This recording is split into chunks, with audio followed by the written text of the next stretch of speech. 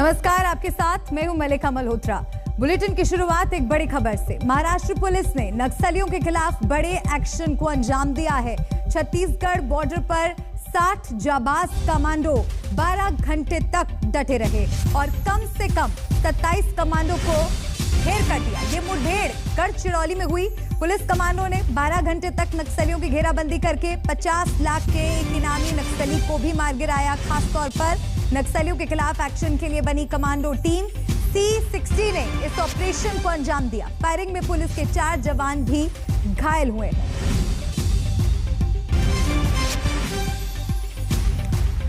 Operation C60 से जुड़ी कुछ और जानकारी आपको ग्राफिक्स के जरिए बताते हैं। एक बड़ा ऑपरेशन यहां पर मुंबई से लेकर गढ़चिरौली यही हुआ है एनकाउंटर। 920 किलोमीटर का ये पूरा रास्ता है और इससे जुड़ी और जानकारी आपको देते हैं। 12 घंटे तक एनकाउंटर चला, 27 नक्सलियों को ढेर किया गया, 60 कमांडो इस पूरे ऑपरेशन में शामिल हैं। एनकाउंटर की जगह है गढ़चिरौली। नक्सलियों पर पुलिस का जबरदस्त प्रहार, करारा प्रहार। गढ़चिरौली में एनकाउंटर में 27 नक्सलियों को ढेर किया गया है। लगातार 12 घंटे तक ये ऑपरेशन चला।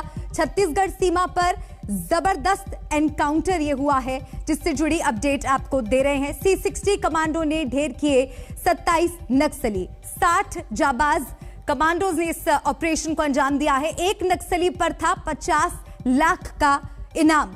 23 अप्रैल 2018 40 नक्सलियों को ढेर किया गया। 13 नवंबर 2021 27 नक्सलियों को ढेर किया गया। तो ये लगातार ऑपरेशन जारी है। नक्सलियों पर पुलिस का करारा प्रहार, इससे जुड़ी एक रिपोर्ट।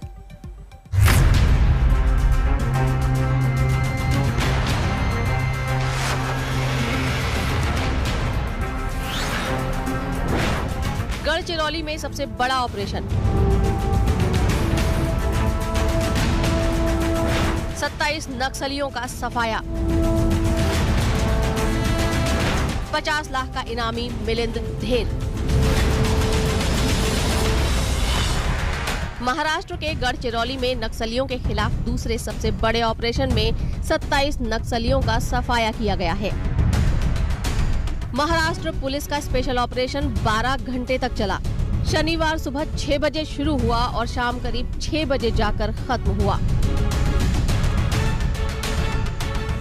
मुंबई से 920 किलोमीटर दूर छत्तीसगढ़ सीमा से सटे गढ़चिरौली के जंगलों में हुए इस एनकाउंटर में 50 लाख का इनामी नक्सली मिलिंद तेलतुंबड़े भी मारा गया। मिलिंद उर्फ दीपा उर्फ प्रवीण उर्फ अरुण उर्फ सुधीरी की काफी साल से पुलिस को तलाश थी। तेलतुंबड़े काफी खूंखार नक्सली था, जिसके ऊपर 50 लाख का इनाम था। भीमा कोरेगांव दंगा केस में वो मुख्य आरोपी है। 2019 के IED धमाके में भी उसकी तलाश रही है। गोरिल्ला युद्ध में उसे माहिर माना जाता है। वो इसकी ट्रेनिंग देता था। उसकी पत्नी भी माओवादी संगठन से जुड़ी रही है। 2011 में उसे गिरफ्तार किया गया था। इस ऑपरेशन के कमांडर सौम्या मुंडे थे। उन्हीं की अगुवाई में सर्च ऑपरेशन चल रहा था, तभी मुठभेड़ शुरू हो गई। सौम्या मुंडे एडिशनल SP हैं। वो IIT पास आउट हैं। बाद में IPS बने। इस बड़े नक्सली ऑपरेशन में पुलिस कमांडो के 4 जवान भी जख्मी हो गए, जिनमें रविंद्र नेताम, सर्वेश्वर अतराम, मेहरू कुदमेठे और टीकाराम कटांगे शामिल हैं। सभी को एयरलिफ्ट कर नागपुर के orange city hospital and research institute के क्रिटिकल केयर कॉम्प्लेक्स में भर्ती करवाया गया है।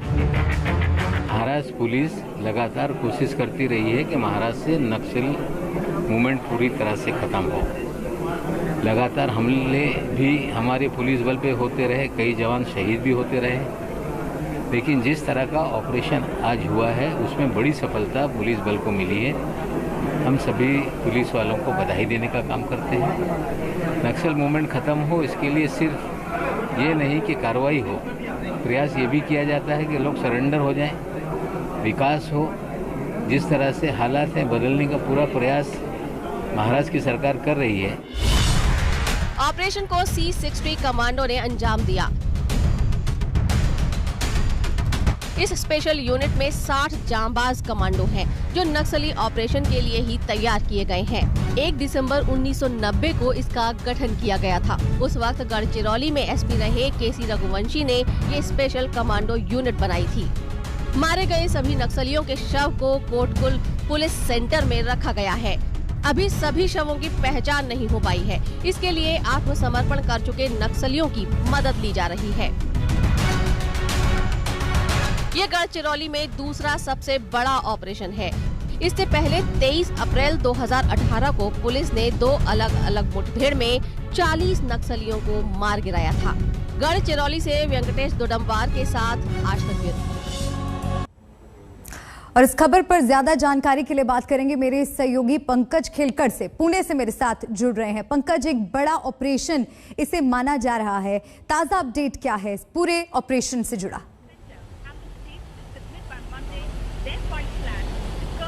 देखिए, फिलहाल जो 27 नक्सली जिनको एलिमिनेट किया गया है, उनके शव आज एयरलिफ्ट किए जाएंगे और गढ़चिरौली के हेडक्वार्टर वहां पर लाए जाएंगे।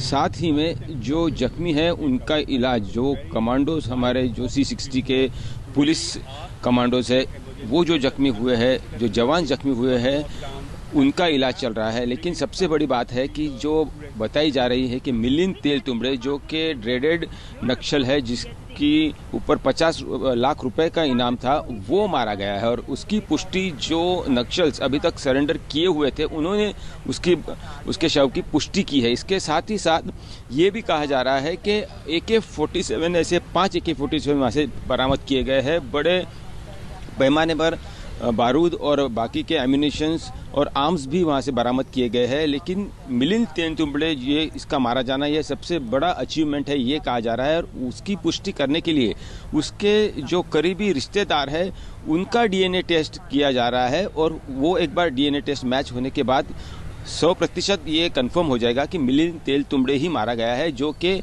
बहुत दिनों से लापता था।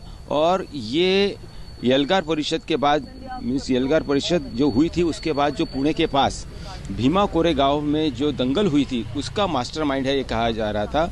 यलगार परिषद मामला जो फराज खाना पुलिस स्टेशन में दर्ज है, उसके अंदर का ये एक प्रमुख आरोपी है। और उसने 1 जनवरी के दिन जब ये दंगल हुई थी, उसके बाद 2 जनवरी को ही रोना विल्सन को एक खत लिखा था। वो भी खत जो चार्जशीट फाइल की गई है NIA ने, उसके पहले पुणे पुलिस ने, उसमें भी इस खत का जिक्र है। तो एक बहुत बड़ा अचीवमेंट है C60 के लिए, महाराष्ट्र के लिए, कि इतना बड़ा जो ड्रेडेड नक्सल है उसका खात्मा होना। साथ ही साथ कामयाबी। पंकज, शुक्रिया आपका तमाम जानकारी दर्शकों तक पहुंचाने के लिए। नजर आप बनाए रखेगा, आगे भी आपका रुख करेंगे। बढ़ते आगे, मणिपुर में उग्रवादियों के कायराना हमले में असम राइफल्स के 5 जवान शहीद हो गए हैं, जिसमें 46 असम राइफल्स की कमांडिंग ऑफिसर कर्नल विप्लव त्रिपाठी भी शामिल हैं। इस हमले में कर्नल त्रिपाठी की पत्नी और बेटे की भी मौत हो गई है। यह हमला म्यांमार बॉर्डर के पास हुआ है, जिसमें उग्रवादियों ने घात लगाकर असम राइफल्स के काफिले पर IED ब्लास्ट किया।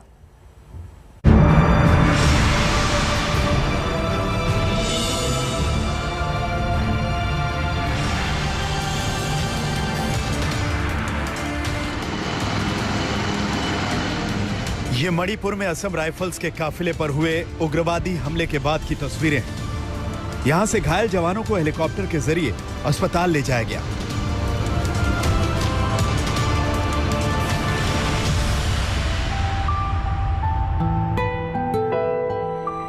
इस हमले में असम राइफल्स के कमांडिंग ऑफिसर कर्नल विप्लव त्रिपाठी समेत 5 जवान मारे गए हैं, जबकि कर्नल विप्लव त्रिपाठी की पत्नी और 5 साल के बेटे आशीष त्रिपाठी की भी इस हमले में मौत हो गई।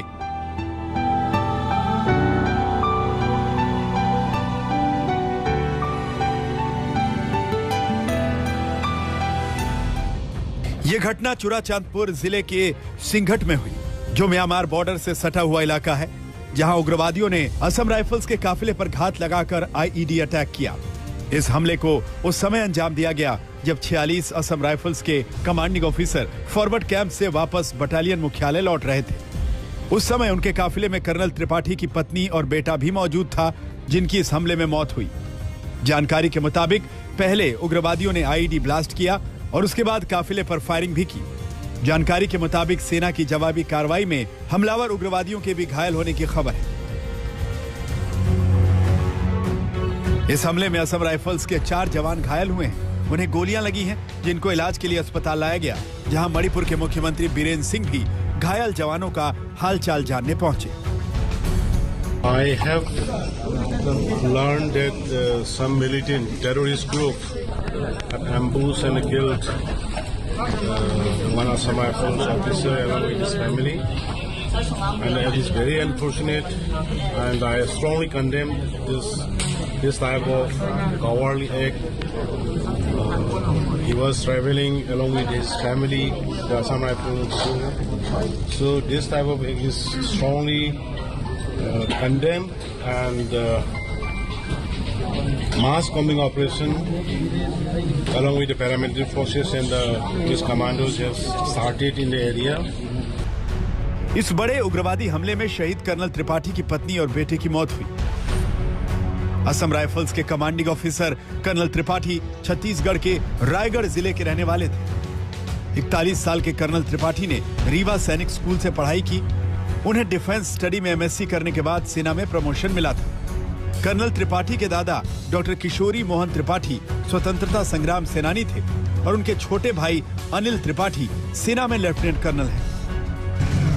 बहुत ही दुख की बात है कि रायगढ़ का होनहार बेटा विप्लव त्रिपाठी, उनकी पत्नी और बालक सभी आतंकवादियों की कायराना हरकत में शहीद हो गए। और मैं तो कल्पना करता हूं उनके माता पिता के, रायगढ़ के वरिष्ठतम पत्रकार हैं श्री सुभाष त्रिपाठी जी, उनकी पत्नी आशा दीदी त्रिपाठी जी, कि उनका कलेजा देखिए कि 2 पुत्र दोनों को इस भारत माता की रक्षा के लिए दोनों को फौज में भेज दिया। हमला बहुत कायराना था और इसमें दुख भी लग रहा है कि हमारे रायगढ़ जिला का गौरव भी थे कि हम जो शहीद हुए हैं उन्हीं के लोगों से आज हम सुरक्षित हैं, और इसीलिए मैं उनको दिल से याद करती हूँ। मणिपुर में हुई आतंकी घटना को लेकर प्रधानमंत्री नरेंद्र मोदी ने भी दुख जताया है। प्रधानमंत्री ने इस हमले की कड़ी निंदा की है। शहीद सैनिकों और परिवार के सदस्यों को श्रद्धांजलि दी है। पीएम मोदी ने कहा कि शहीदों के बलिदान को कभी भुलाया नहीं जा सकेगा। रक्षा मंत्री राजनाथ सिंह ने इस हमले पर दुख जताते हुए इसे एक कायराना हरकत करार दिया, साथ ही इस हमले का जवाब देने की बात कही। देखो, जहाँ तक नॉर्थ ईस्ट का ताल्लुक है, टेररिज्म बहुत बड़े पैमाने पर कंट्रोल हो चुकी है, लेकिन जब से गलवान में स्टैंड ऑफ हुआ, टेररिज्म फिर उठ के खड़ी हो रही है। इसको एड कर रहा है, अबेट कर रहा है, ट्रेन कर रहा है, फंड्स दे रहा है चाइना, और हर प्रकार से इसकी कंडेमनेशन हो रही है। एक आर्मी के कॉन्वॉय को हिट किया गया, जिसमें कमांडिंग ऑफिसर, उनकी वाइफ और उनका बेटा मारा गया। 4 क्विक रिएक्शन टीम के जवान भी मारे गए। हमारी तरफ से काउंटर एक्शन चल रहा है। बड़ा लाजमी है कि कुछ ही घंटों में या कुछ ही दिनों में ये जो परपेट्रेटर्स हैं इनको पता लगाया जाए और इनको ढेर किया जाए। अगर जब तक इनको हम ढेर नहीं करते तो वास्तव में देश जो है शांत नहीं रहेगा। सूत्रों के मुताबिक इस हमले के पीछे मणिपुर पीपुल्स लिबरेशन आर्मी का हाथ हो सकता है, जो इस समय घात लगाकर सुरक्षा बलों के काफिले पर हमले कर रहा है। इस हमले की साजिश में चीन का एंगल भी खंगाला जा रहा है। इस उग्रवादी हमले के बाद पूरे इलाके को सेना ने घेर लिया है और सर्च ऑपरेशन चलाया जा रहा है। सेना ने कुछ स्थानीय लोगों को हिरासत में भी लिया है और पूछताछ की जा रही है, लेकिन फिलहाल इस हमले की जिम्मेदारी किसी उग्रवादी संगठन ने नहीं ली है। साल 2015 में मणिपुर म्यांमार सरहद पर भारतीय सेना की सर्जिकल स्ट्राइक से आतंकियों के हौसले पस्त हो गए थे, लेकिन अब एक लंबे अंतराल के बाद पीएलए जैसे आतंकी संगठन फिर से सक्रिय हो गए हैं। शनिवार के बड़े आतंकी हमले के बाद से भारतीय सुरक्षा बलों ने भी म्यांमार सरहद पर आतंकियों के खिलाफ बड़ी कार्रवाई की तैयारी शुरू कर दी है। जीतने की दिल्ली आज तक। गढ़चिरौली में पुलिस को कामयाबी मिली तो महाराष्ट्र के ही अमरावती में उसे शांति की अपील करनी पड़ रही है। त्रिपुरा हिंसा के खिलाफ बंद और प्रदर्शन में 2 दिनों से शहर का हाल बेहाल है। हालात पर काबू पाने के लिए प्रशासन को कर्फ्यू लगाना पड़ा।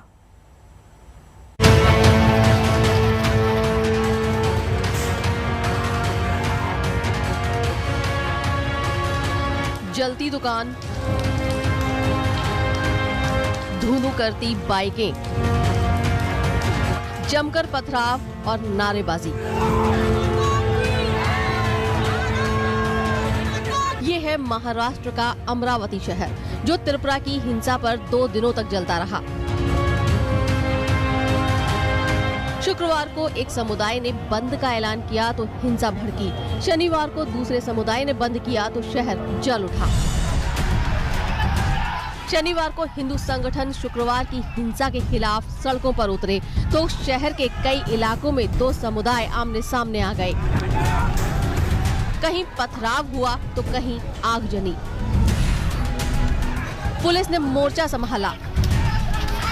पठान चौक इलाके में तो हुड़दंगियों पर बार बार आंसू गैस के गोले छोड़ने पड़े। कई जगह लाठी चार्ज की नौबत आ गई। हम फिलहाल है अमरावती के पठान चौक में। यहाँ आप देख सकते हो कि यहाँ पर पुलिस ने एक्शन में आकर यहाँ पर जो आंसू गैस के गोले हैं वो छोड़ना शुरू किए। आप देख सकते हो कि यहाँ पर पुलिस आंसू गैस के गोले छोड़ती नज़र आ रही है, जिसकी आवाज़ आप तक पहुँच रही होगी। और साथ ही पुलिस का एक तगड़ा बंदोबस्त यहाँ पर लगा हुआ है। फिलहाल राजकमल चौक से शुरू हुआ ये हंगामा अब पठान चौक तक आकर रुका है। हालात पर काबू पाने के लिए प्रशासन ने धारा 144 लगा दी। 3 दिनों तक इंटरनेट सर्विस भी बंद रही। 144 धारा लगाई है। स्वयं सीपी से और हमारा सब स्टाफ अदर डिस्ट्रिक्ट का भी आया है। अभी नागरिकों से यही आह्वान है कि वो शांतता से ले। सब जगह हर जगह पुलिस तैनात है, बंदोबस्त लगा हुआ है। अब किस तरह की स्थिति है सर, किस तरह का आह्वान करोगे? अभी मैं नागरिकों से आह्वान करूँगा कि आप शांतता में रहे और आप पर विश्वास मत रखें। हालात पर काबू करने के लिए राज्य की मंत्री यशोमती ठाकुर भी सड़कों पर निकल पड़ी। यशोमती ठाकुर ने कई इलाकों का दौरा किया। नहीं लगाया, डॉक्टर के पास नहीं गए क्या? डॉक्टर नहीं, डॉक्टर के पास ले जाओ, अपने गाड़ी में ले जाओ कोई। और मैडम ये पैरी तक के घर तक के अंदर घुसने की कोशिश। हमारे जिले को पिछले कई साल से हम लोग एक इंडस्ट्रियल जिला करके हम लोग इसकी प्रतिमा यहाँ पे बढ़ा रहे हैं। और ऐसे माहौल में यदि ऐसा कुछ होता है, जो कल हुआ वो भी निंदनीय है और जो आज हुआ वो भी निंदनीय है। लेकिन जो हो गया वो हो गया, इसके बाद में ऐसा नहीं होना चाहिए। अमरावती में लगातार शांति की अपील की जा रही है। महाराष्ट्र के गृह मंत्री दिलीप वासले पाटिल ने बीजेपी नेता और पूर्व सीएम देवेंद्र फडणवीस से भी बात की। सूबे के डीजीपी ने भी वीडियो जारी कर शांति की अपील की है। अमरावती से धनंजय साबले के साथ आज। और मेरे सहयोगी मुस्तफा मुंबई से जुड़ गए हैं, सीधा उनका रुख करते हैं। मुस्तफा, अमित शाह ने जो नक्सल प्रभावित राज्य हैं उनकी सीएम के साथ बैठक की थी और टारगेट सेट किया था कि 1 साल तक खात्मा हो जाएगा। क्या उसी मिशन के तहत लगातार ऑपरेशंस चलाए जा रहे हैं? जी बिल्कुल, गढ़चिरौली में हुए नक्सल ऑपरेशंस की अगर आप बात कर रही हैं तो इसमें आप कह सकती हैं कि ये जो पुलिस है स्टेट की और C60 कमांडोज है उनकी एक बड़ी उपलब्धि है। क्योंकि जो इनिशियल रिपोर्ट सामने आ रही है उसमें ये माना जा रहा है कि क्योंकि नक्सल कैडर के सीनियर लोग शामिल थे, इसीलिए 40 से 50 नक्सली उस जंगली इलाके में मौजूद थे। और उसके बाद जो पेट्रोलिंग पार्टी थी C60 कमांडोज की वो 15 से 16 लोगों की थी। उसके बाद जब फायरिंग शुरू हुई तो हेलीकॉप्टर द्वारा बैकअप भेजा गया। नक्सलियों के जो एग्जिट के या भागने के रास्ते थे वो ब्लॉक किए गए और उसके बाद इस बड़े ऑपरेशन को अंजाम दिया गया। तो एक बात तो सही है कि आज आप इस साल की मई से देखेंगे तो स्थिति है कि त्रिपुरा हिंसा के खिलाफ बंद और प्रदर्शन में 2 दिनों से शहर का जो हाल है वो बेहाल था। इस वक्त अगर ताजा तस्वीर की बात की जाए तो हालात कैसे लग रहे हैं? जी बिल्कुल, जो पुलिस ऑफिसर है अमरावती के उनका ये कहना है कि स्थिति अभी भी नाजुक है, लेकिन शांतता जो है वो बरकरार रखने में वो लोग कामयाब हुए हैं। कल से जब से कर्फ्यू लगा है उसके बाद जो इंटरनेट कनेक्शन है वहां पर वो शट डाउन कर दिया गया था। अब स्थिति जो है वो नॉर्मल हो रही है। फिलहाल अमरावती में अगर आप देखेंगे तो इनडेफिनेट कर्फ्यू है और उसके साथ साथ सिर्फ असेंशियल सर्विसेज को ही मूवमेंट की इजाजत दी गई है। वहां पर जो आप कह सकते हैं राइट कंट्रोल फोर्सेज है स्टेट की, उसकी 4 प्लेटून भेजी गई है ताकि स्थिति को कंट्रोल किया जा सके। क्योंकि कल जो बीजेपी द्वारा बुलाया गया प्रदर्शन था उसमें देखा गया कि जब स्थिति हाथ से बाहर गई तो लोकल पुलिस का जो तैनाती थी वो कम पड़ रही थी। कहीं ना कहीं ऐसा ना हो इसलिए एक्स्ट्रा पुलिस वहां पर डिप्लॉय की गई है। ठीक है, शुक्रिया मुस्तफा। ये तमाम अपडेट दर्शकों तक पहुंचाने के लिए नजर बनाए रखिएगा। आगे भी रुक करेंगे, आगे बढ़ते हैं। त्रिपुरा के डिप्टी सीएम ने कहा है कि त्रिपुरा हिंसा को लेकर अफवाहें फैलाई जा रही हैं। उनके राज्य में पूरी तरह शांति है, राज्य में हिंसा का कोई इतिहास नहीं है। ये बड़ी खबर आपको बता रहे हैं। डिप्टी सीएम जिष्णुदेव वर्मा ने साफ कहा है कि कोई मस्जिद नहीं जलाई गई है। त्रिपुरा हिंसा को लेकर अफवाह फैलाई जा रही है। त्रिपुरा के डिप्टी सीएम ने यह दावा किया है कि राज्य में पूरी तरह से शांति बहाल है, त्रिपुरा में कोई मस्जिद नहीं जलाई गई है।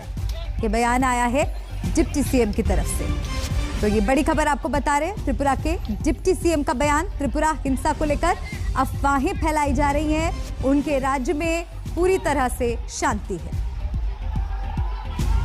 महाराष्ट्र के दुई तीन शहर है, 2-3 शहर में महाराष्ट्र में कल पत्थरबाजी हुआ त्रिपुरा का नाम में, और कुछ दंगा हम आपको कोशिश कर रहे हैं। हमारे लिए त्रिपुरावासी के लिए बहुत ही शर्म का बात है कि हमारा जो सांस्कृतिक विरासत है वो समन्वय का है। हिंदू, मुस्लिम, बौद्ध, क्रिश्चियन, हम लोग बहुत दिन से एक साथ चल रहे हैं और अच्छे से चल रहे हैं। रिलीजियस दंगा का कोई हिस्ट्री नहीं है त्रिपुरा में। ये हमारा त्रिपुरा का इतिहास का गरिमा है। कुछ आदमी लोग कुछ आके इसको नष्ट करने की कोशिश कर रहे हैं, एक नैरो राजनीति के लिए। फेक पिक्चर्स, फेक न्यूज जो दूसरे देश के हैं वो दिखा रहा है। तो त्रिपुरा में ऐसा हो गया, वैसा हो गया, ऐसा कुछ हुआ ही नहीं। त्रिपुरा में अभी भी अवस्था सामान्य है, नॉर्मल है। अमरावती और अन्य हिस्सों में हुए उग्र प्रदर्शन को लेकर अब सियासत भी तेज हो गई है। त्रिपुरा में जो घटना घटी ही नहीं, उसके ऊपर जिस प्रकार से दंगे महाराष्ट्र में हो रहे हैं, ये बिल्कुल गलत है।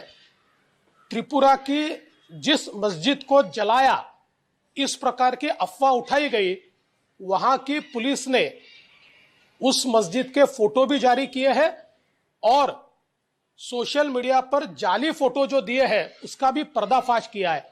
बावजूद उसके महाराष्ट्र में जिस प्रकार से मोर्चे निकाले गए और विशेष रूप से उन मोर्चों में जो हिंसा की गई और हिंदू समाज के दुकानों को जलाने का प्रयास किया गया, हम इसकी निंदा करते हैं। जो घटना कल हुई, जो त्रिपुरा में घटना हुई, उसका निषेध करने के लिए कुछ निवेदन देने वाले थे। उसमें से कोई पथराव हुआ, कोई नुकसान हुआ, और आज उसका परिणाम स्वरूप जब भी अमरावती बंद का ऐलान किया गया, तो अमरावती बंद में आज भी वहाँ पर कोई हिंसात्मक घटना हुई है। तो मैं इसका निषेध करता हूँ कि ये ठीक नहीं है। इससे समाज का स्वास्थ्य बिगाड़ने का काम कोई भी नहीं। बहरहाल राजनीतिक बयानबाजियां जारी हैं। महाराष्ट्र के बाद चलिए रुख करते हैं उत्तर प्रदेश का। उत्तर प्रदेश में चुनावी राजनीति पूरे उबाल पर है, तरह तरह के दाव चले जा रहे हैं। ऐसा ही एक दाव नाम बदलने वाला भी है। आजमगढ़ की रैली में योगी आदित्यनाथ ने आजमगढ़ का नाम बदलकर आर्यमगढ़ करने का दाव चला। भाइयों बहनों, यह विश्वविद्यालय जो आज यहां पर जिसकी आधारशिला रखी जा रही है,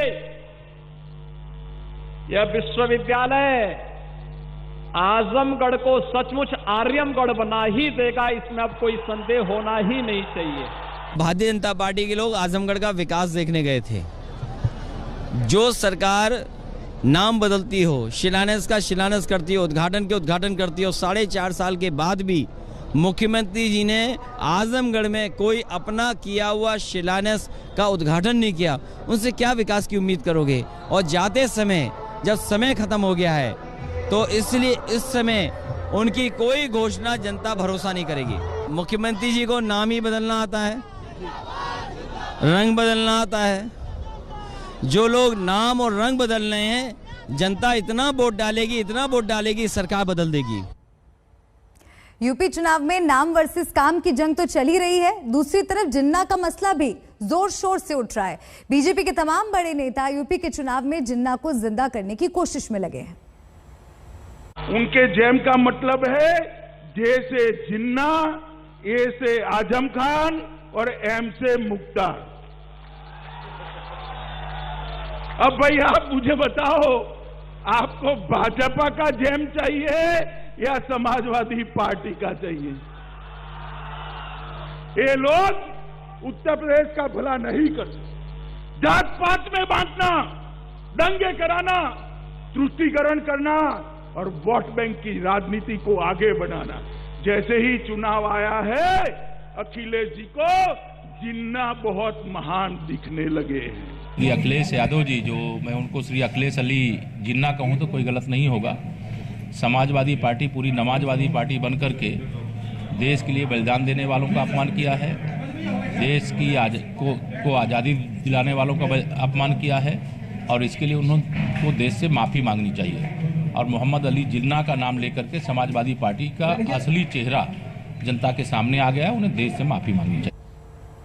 चलिए आज की एक और अहम खबर आपको बता दें, गृह मंत्री अमित शाह आज दक्षिण क्षेत्रीय परिषद की बैठक की अध्यक्षता करेंगे। इस बैठक में शामिल होने कल ही तिरुपति पहुंचे और सीधे बालाजी के दर्शन करने चले गए।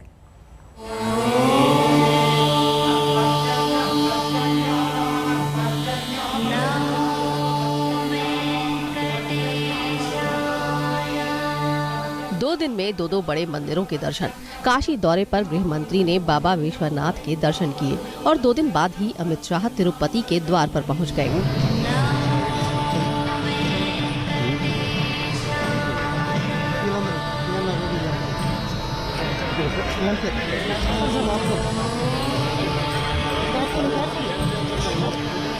अमित शाह ने भगवान वेंकटेश्वर स्वामी की पूजा की। उनके साथ आंध्र प्रदेश के मुख्यमंत्री जगन मोहन रेड्डी भी मौजूद थे।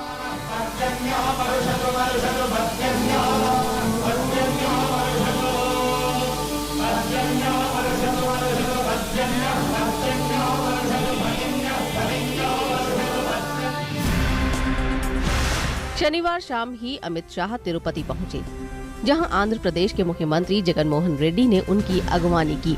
तिरुपति में आज दक्षिणी क्षेत्रीय परिषद की 19वीं बैठक है। गृह मंत्री अमित शाह इस बैठक की अध्यक्षता करेंगे। दक्षिणी क्षेत्रीय परिषद में आंध्र प्रदेश, तमिलनाडु, कर्नाटक, केरल, तेलंगाना और केंद्र शासित प्रदेश पुडुचेरी, लक्षद्वीप और अंडमान एवं निकोबार द्वीप समूह शामिल हैं। दक्षिणी क्षेत्रीय परिषद की बैठक में सीमा विवाद, सुरक्षा और बुनियादी ढांचे से संबंधित मामले जैसे सड़क, परिवहन, उद्योग, पानी और बिजली सहित कई मुद्दों पर चर्चा होगी। आशीष पांडे के साथ ब्यूरो रिपोर्ट, तिरुपति आज तक। और चलिए आगे बढ़ने से पहले नजर डाल लेते हैं इस वक्त के